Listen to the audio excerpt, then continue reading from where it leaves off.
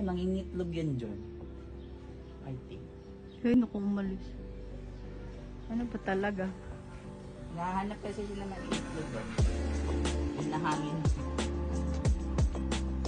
Yan o, yung puwet niya ginagin. Wala, magiging matabang caterpillar yan. Expect mo na.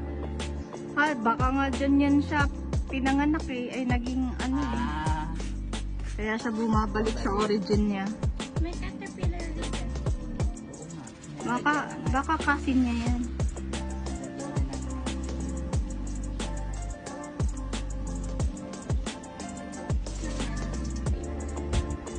Binivisit lang yan. Diyan siya naging ano eh, butterfly.